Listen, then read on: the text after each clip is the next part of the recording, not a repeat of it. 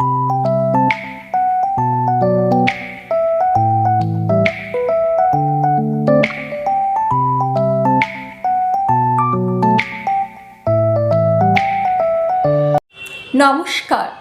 আজ স্বাধীনতা দিবস। আমি আমার এই চ্যানেলের প্রথম ভিডিওতেই স্বামীজির স্বদেশ প্রেমটি আলোচনা করেছি। সেখানে দেখেছি স্বামীজি কী করে একজন সন্ন্যাসী হয়েও ভারতবর্ষের আত্মা হয়ে উঠেছে। আমরা দেখেছি সন্ন্যাসী শব্দের অর্থ আত্মমুক্তি, কিন্তু স্বামীজি এই আত্মমুক্তিকে দূরে সরিয়ে রেখে ভারতবর্ষের দুঃখ দুর্দশায় নিজেকে উৎসর্গ করেছিলেন।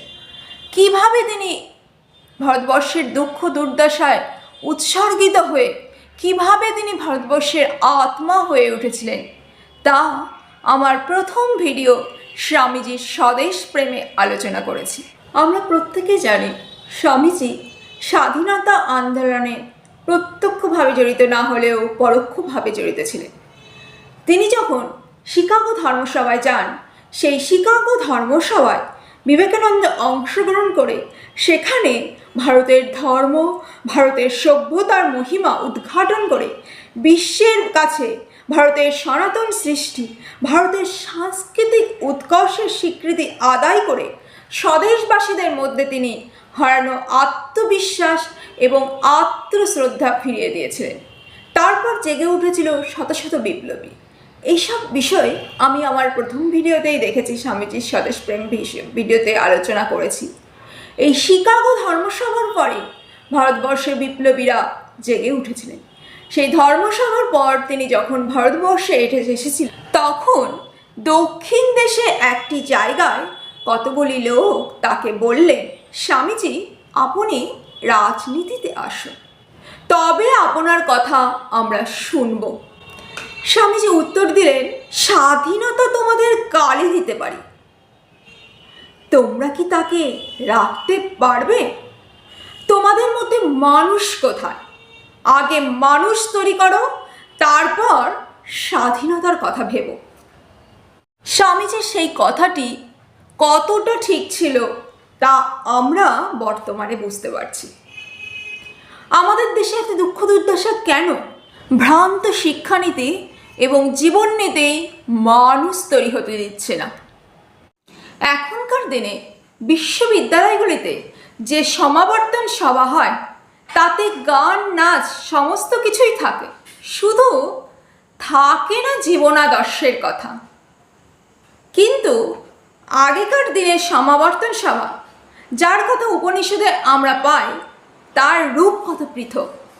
তখন আচার্য শিষ্যকে বাড়ি যাওয়ার আগে বলতেন, সত্য কথা বলো, ধর্ম অনুষ্ঠান করো, নিন্দনীয় কোনো কাজ করবে না, সৎ আচরণ করো।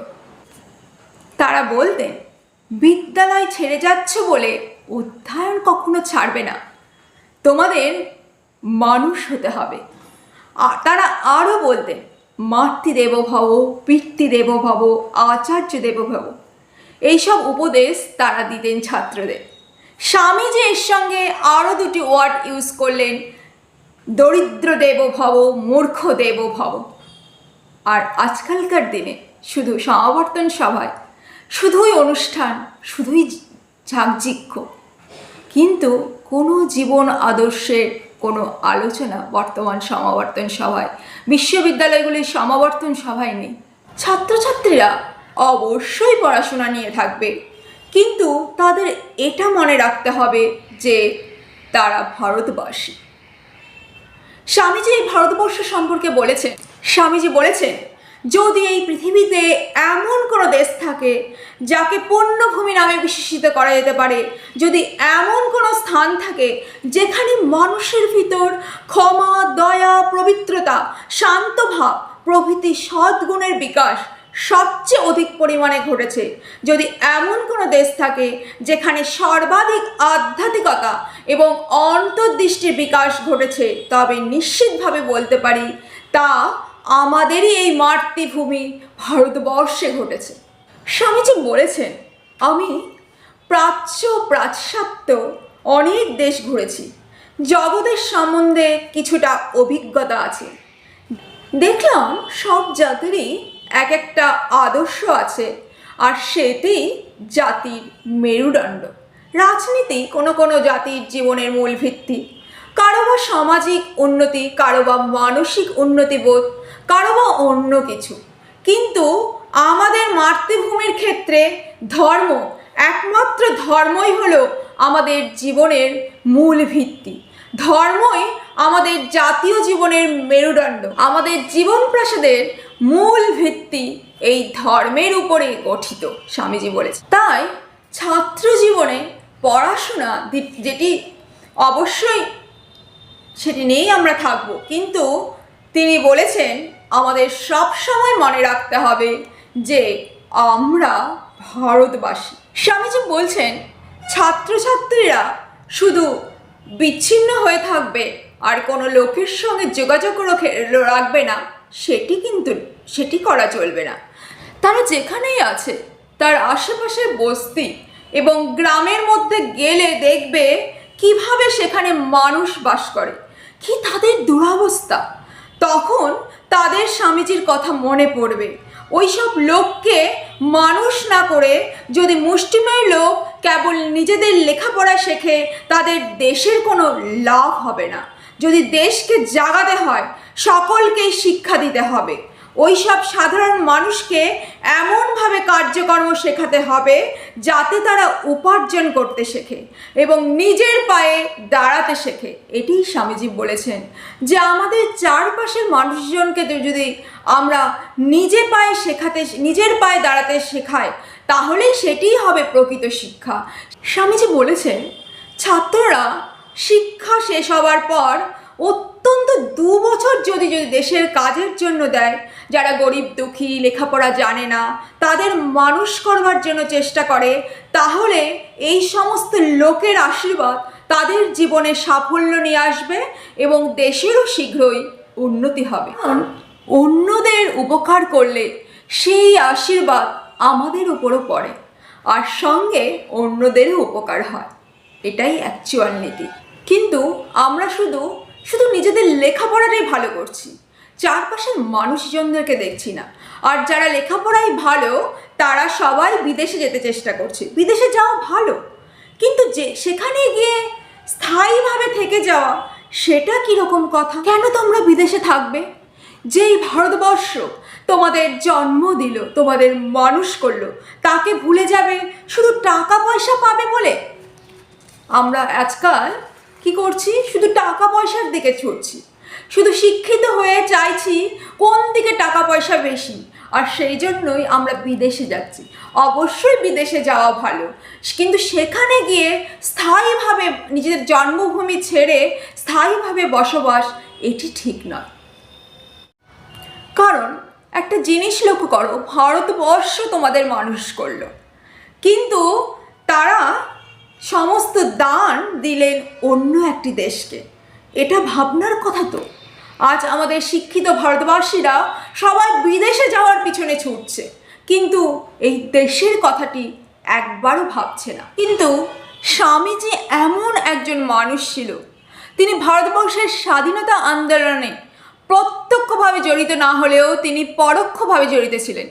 শিকাগো ধর্মসভার পরেই অ্যাকচুয়াল স্বাধীন দেশ সমস্ত স্বদেশবাসীদের মধ্যে হারানো আত্মবিশ্বাস এবং আত্মশ্রদ্ধা ফিরিয়ে দিয়েছিলেন অ্যাকচুয়াল স্বামীজি। স্বামীজি সেই সময় দেশবাসীকে স্মরণ করে দিয়েছিলেন, ভুলিও না তুমি জন্ম হতেই মায়ের জন্য বলি প্রদত্ত। স্বামীজি বলেছিলেন জীবনটাই হলো একটি সংগ্রাম, আর আমৃত্যু লড়াই করে যাও, আমি সংগ্রামে বিশ্বাস। উপনিষদে এইটিই বলা হয়েছে অভি, অর্থাৎ নির্ভয় হও। দেশ ও মাতৃকা আর তার সন্তানদের প্রতি সুতীব্র ভালোবাসা পোষণ করার ডাক দিয়েছিল সেই সময় স্বামীজি। স্বামীজির কথায় ধর্ম আর কিছুই নয়, প্রকৃত মানুষ করাই একটি হলো ধর্ম। এই কথাগুলি আমাদের শিরায় শিরায় যদি আমরা প্রবেশ করাই, তাহলে আমরা ভিতর থেকেই সত্যি একটা মানুষ হয়ে ওঠার স্বপ্ন দেখতে পারি। যে স্বামীজি দেশের জনসাধারণকে এই কথাটি বারবার বলেছেন। আমার মনে হয় দেশের জনসাধারণকে অবহেলা করাই আমাদের সবচেয়ে বড় পাপ। আর সেটি শুধু পাপ নয়, সেটি প্রবল জাতীয় পাপ। তাই হলো আমাদের অবনতির একমাত্র কারণ। যতদিন না ভারতের সর্বসাধারণ ভালোভাবে শিক্ষিত হচ্ছে, ভালোভাবে খেতে পাচ্ছে, অভিজাত লোকেরা যতদিন না পর্যন্ত সমস্ত মানুষকে যত্ন করছে, ততদিন যতই কোনো রাজনৈতিক আন্দোলন করা হোক না কেন, কিছুতেই কিছু হবে না। স্বামীজি এটাই বলেছেন। যতদিন না পর্যন্ত আমরা যারা অভিজাত, যারা বড়, যারা ধনী, তারা গরিবদের প্রতি, যারা নিচু সম্প্রদায়ের, তাদের প্রতি সহানুভূতিশীল না হয়, তাদেরকে মানুষ করবার চেষ্টা না যদি করে, তাহলে যতই বড় বড় রাজনীতি দল আসুক না কেন, আমাদের দেশের উন্নতি ততদিন হবে না যতদিন দেশের অভিজাত সম্প্রদায়, ধনী সম্প্রদায় মানুষ এই সমস্ত বস্তিতে থাকা দরিদ্র সম্প্রদায়ের মানুষের প্রতি সৎ ব্যবহার, সৎ আচরণ করবে, তাদের মানুষ করার চেষ্টা করবে। বিষয়টি তাদের মধ্যে যতদিন না পর্যন্ত জাগ্রত হবে, ততদিন যতই বড় বড় রাজনৈতিক দল আসুক না কেন, ভারতকে যদি পুনরুদ্ধার করতে হয়, আমাদের অবশ্যই তাদের জন্য, সেই সমস্ত দরিদ্র অবহেলিত মানুষের জন্য আগে কাজ করতে হবে। স্বামীজি বলেছেন, আমাদের মিশন হলো দরিদ্র মূর্খ চাষাভুষাদের জন্য। আগে তাদের জন্য করে, যদি সময় থাকে তবে ভদ্রলোকের জন্য। এটি আমাদের রামকৃষ্ণ মিশনের প্রকৃত আদর্শ। তাই চলো আমরা যারা শিক্ষিত যুবক যুবতী, তারা একটু সৎ কাজ করার চেষ্টা করি। আমাদের চারপাশে যেই সমস্ত মানুষজন আছে, যেই সমস্ত ভাই বোন আছে, তাদের যারা একটু আমাদের থেকে নিচু, কিন্তু তাদের মধ্যে ইচ্ছা রয়েছে মানুষ হবার, তাদের দিকে একটু আমাদের সামর্থ্য অনুযায়ী এগিয়ে চলার চেষ্টা করি। এটি স্বামীজি বলেছেন। যদি আমরা আমাদের চারপাশের গরিব, চারপাশের বস্তির লোকেদের শিক্ষিত করতে পারি, তাদেরকে মানুষ করে তুলতে পারি, সেটিই হলো প্রকৃত সেবা। আর এটিই স্বামীজি রামকৃষ্ণ মিশনের প্রকৃত ধর্ম বলেছেন। এবং তিনি বলেছেন, যতই ভারতবর্ষে যতই বড় বড় রাজনীতি দল আসুক, যদি এই সমস্ত মানুষদের মানুষ না করতে পারে, তাহলে ভারতবর্ষের উন্নতি কখনোই সম্ভব না। স্বামীজি একবার নিজের সম্বন্ধে বলেছিলেন, তিনি ছিলেন ভারতবর্ষের ঘনীভূত রূপ। ভারতবর্ষকে ভালোবেসে স্বামীজি নিজেই একজন স্বয়ং ভারতবর্ষ হয়ে উঠেছিলেন। নিবেদিতা সেই কথাই বলেছেন, ভারতবর্ষ ছিল স্বামীজির একটি গভীর আবেগের কেন্দ্র। ভারতবর্ষ নিত্য স্পন্দিত হতো তার বুকে। ভারতবর্ষ ছিল তার দিবা স্বপ্ন, ভারতবর্ষ ছিল নিশীথের দুঃস্বপ্ন।